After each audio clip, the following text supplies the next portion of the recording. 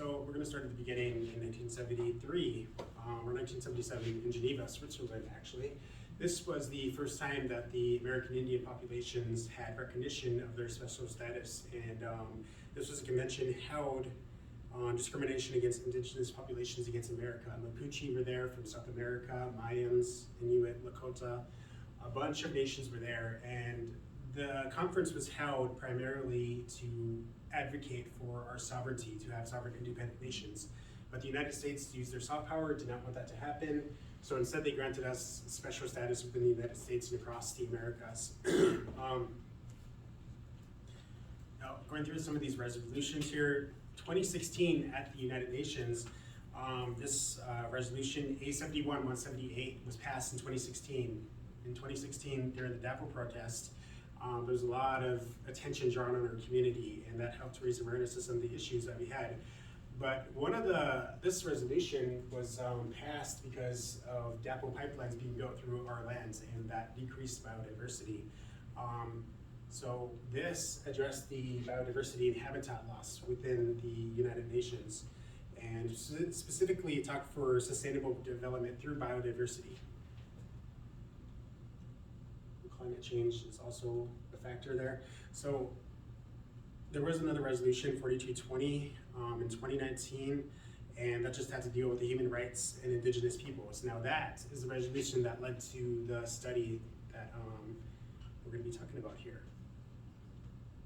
So in environmental law, there's this concept of conservation, preservation versus indigenous management. Now, Americans use conservation and preservation, and conservation is you want to save the environment for human use or for natural resources. Those natural resources could be logging, they could be tourism, you could have hunting there, fishing there. It's just a wise use of natural resources in your environment to be for human use. Preservation deals with preserving nature as is, as a wild state. There's no deer, there's no human use at all, and it's just completely left to nature as it is. Indigenous management is a thing that's going to be tackled by the United Nations resolution in 2019, and also this study that I'm doing a presentation on.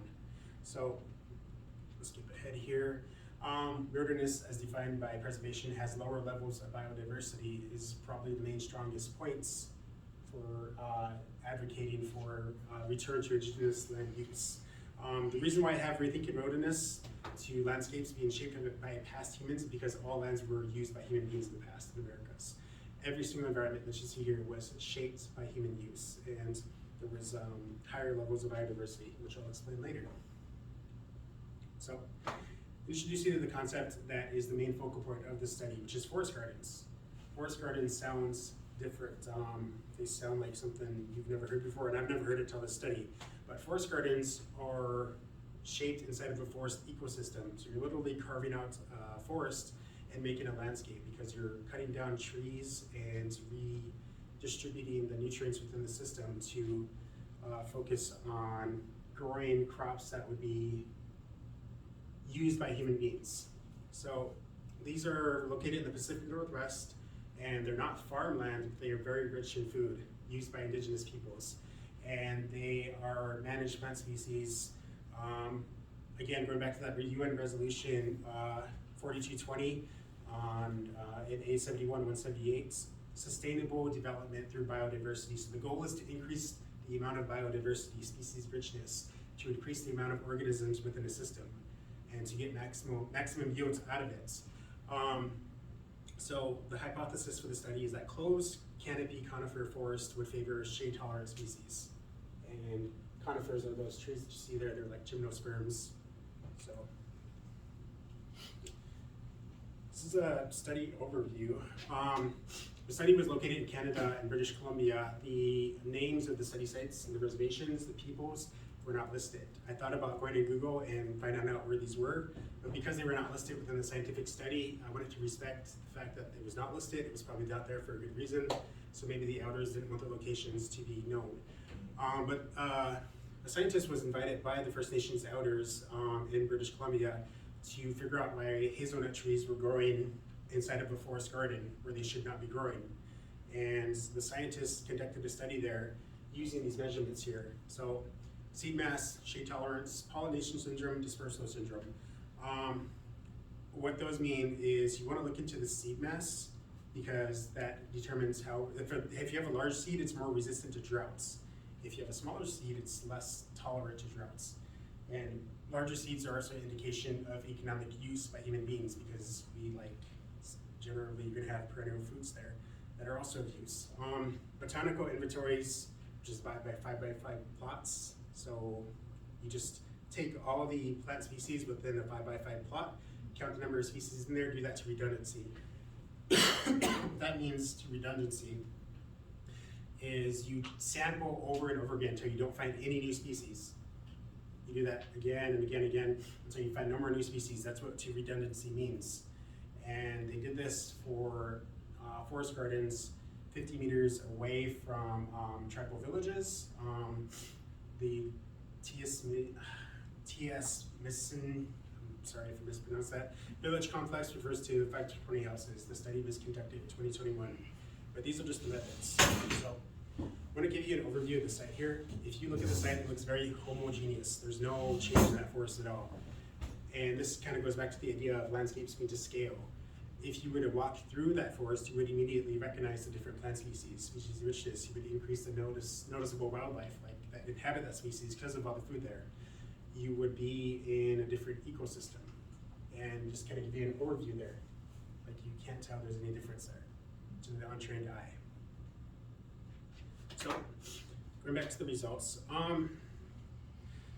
The hypothesis that closed canopy conifer forest would favor shade-tolerant species was rejected as false. These shade-tolerant species were found to be growing inside of the forest garden themselves, not underneath the conifer trees, and they had hypothesis for why that was, and I won't go through them here, but a lot of the forest gardens had more shade-tolerant species, and they couldn't understand why. They also found that there was a resilience to succession. They found that there was an increased resilience to succession because there were late-stage succession plants. Those are the tall trees, the trees inside of the forest garden. This right here is the forest garden itself. That is the forest. You can see the different patchworks there, kind of like a mosaic of a landscape. And they had a resilience to succession because of the late-stage species, but they also had a great abundance of large-seeded fruits, greater species richness. Again, that's just how many species are in an area. And there was a much higher species richness in the forest gardens managed by indigenous peoples versus just leaving nature to itself. No human use.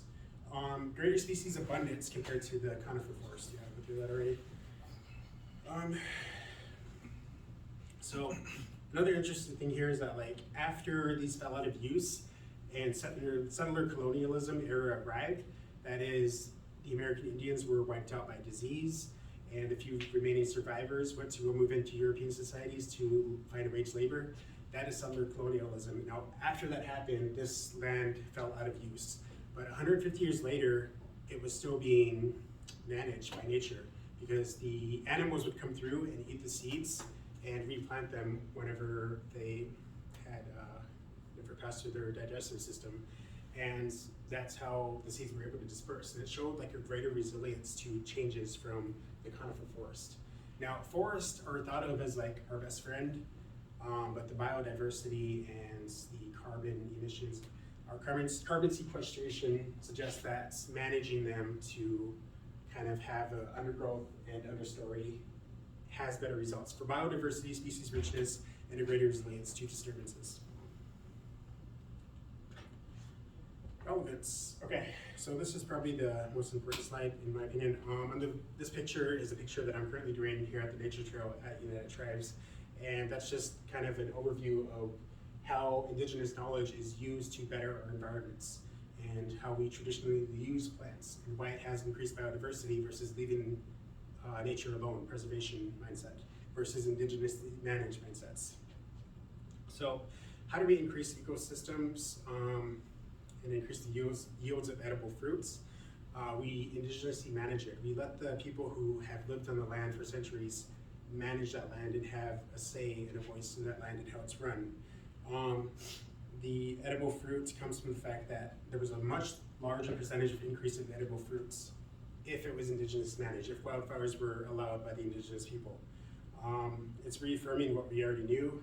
A lot of times in education systems, even today, Indians are not viewed as scientifically literate. So having this written study gives further credence to what we already knew. And it kind of gets people talking and thinking about our lifestyles in a new, different way. And another increased relevance, let's see if it goes back here. So one of the biggest important things about the study is that we have to have more traditional knowledge incorporated in ecology college programs.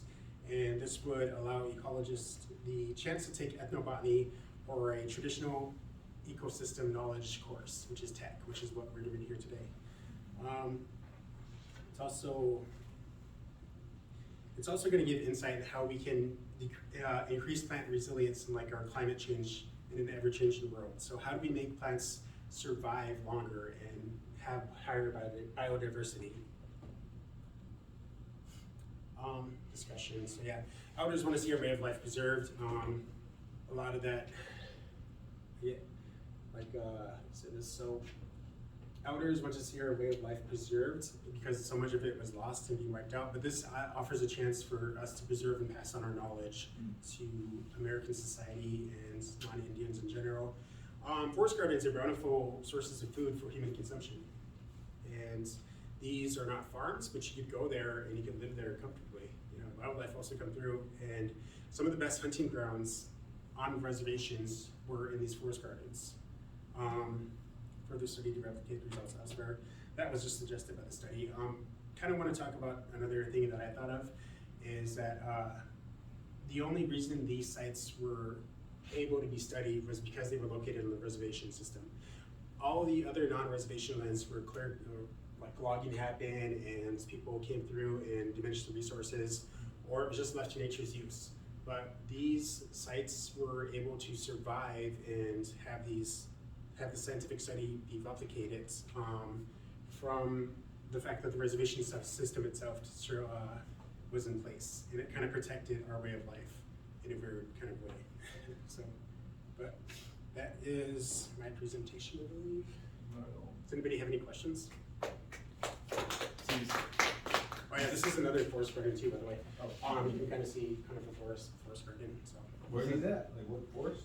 Like It's in British Columbia, Canada, and like I wanted to be respectful of the fact that the site itself wasn't mentioned in the study nor any of the articles that I found.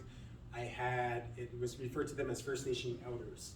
I just wanted to be respectful of their privacy. That I know that there are some tribes, it's, you know, not my home tribe, but there are some tribes out there who try to protect the resources by keeping it a secret. And so my idea was, well, they're doing that for a reason. I'm not gonna look into it, even though I'm sure I could have found it. Just, that was my thought process of that. But they did at least show a map where roughly, right. can we go back to that map again? So it looks like it's in the boreal forests of like mid-Canada, from what it says, from what they said there, right along the coast. So you're looking at like, it's actually more like a temperate rainforest almost in those areas when you get that close to the coast. I wonder if a lot of Western natives all the way down to California practice that type. From what I actually read, yeah. But as you go down further to California, that becomes, I don't remember its name, Chytrid landscape, where there's a lot more wildfires, and that's part of the habitat. So then wildfires would take the place of forest gardening, and you would plant crops as you normally would there. And that's what humans did pre-colonization. But wildfire management is a bigger thing there, whereas this right here used forest gardens.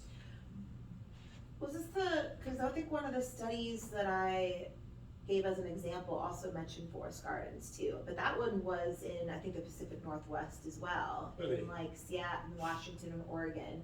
They had looked at, and I'd have to go back and look, okay. forest garden, they looked at different forest gardens there. I lost that one. I probably No, and that's okay, but it was just to kind of answer Ferlin's question that I think one of the examples I gave looked at forest gardens in either Washington or Oregon, so just based on that, it sounds like the forest in yeah.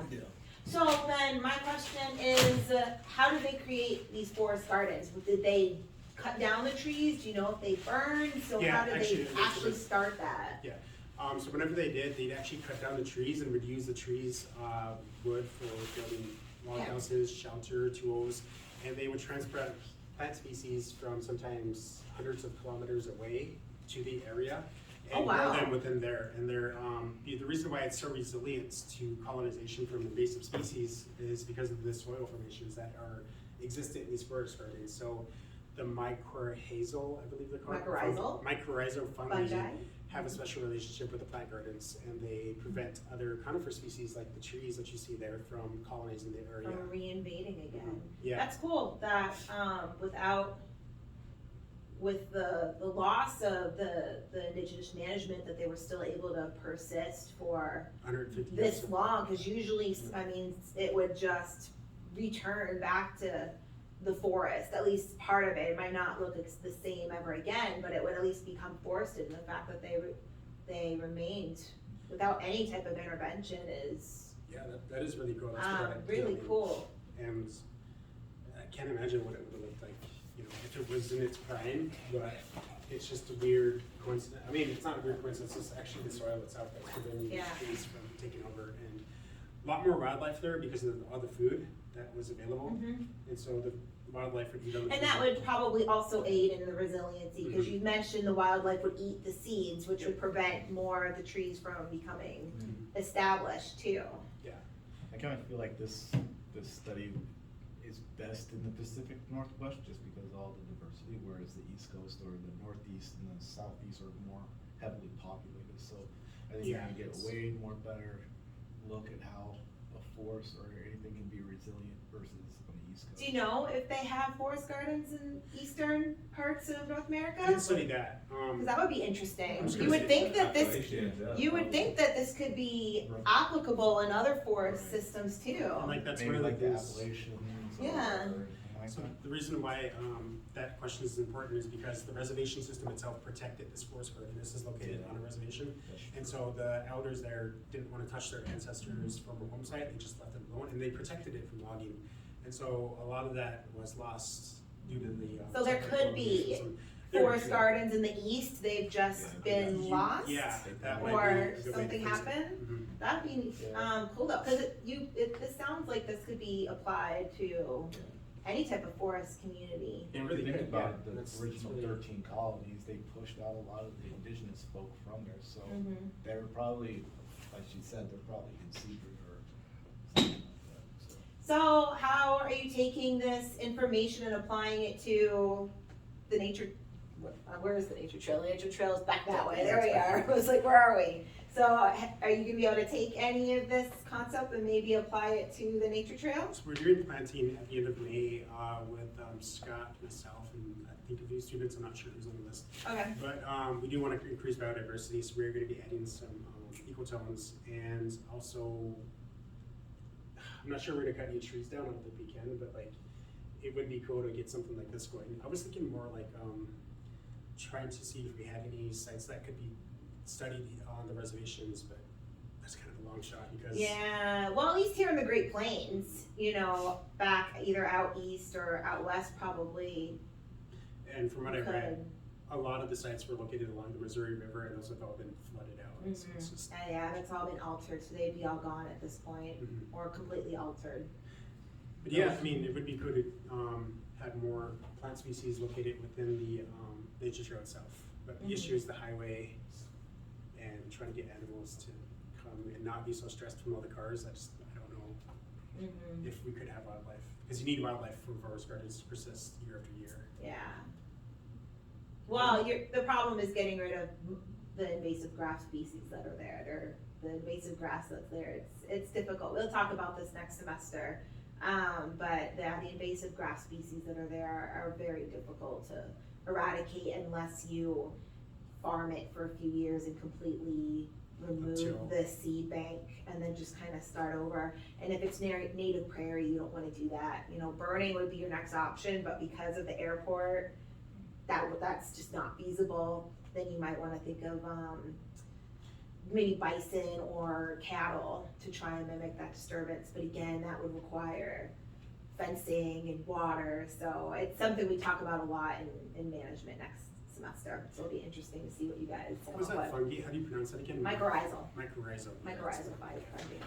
Yeah, but if you decide to go that route, then you're gonna destroy, and it is native prayer, and I don't know, we'd have to look that up to see whether or not that has ever been tilled before. If it's been tilled before, honestly, I don't see a reason why you just can't farm it again for a few years to reset the seed bed and start over. But if it is native prairie, if it's never been tilled, then you definitely don't wanna go that route, because there's just very few actual untilled native prairie Yeah. left. That's interesting. Yeah, but I actually had to dig a shovel back there, like dig a hole, and the grass root system itself goes down pretty far. Like I dug Yeah, a yep. foot, and it was still roots. So that would be the same no matter whether or not it was tilled. It's the fungi, it's the soil microbial communities that get destroyed. So those plants that are out there, leafy spurge is out there, smooth brome grass is the big one that's out there, and their root systems are just long in general.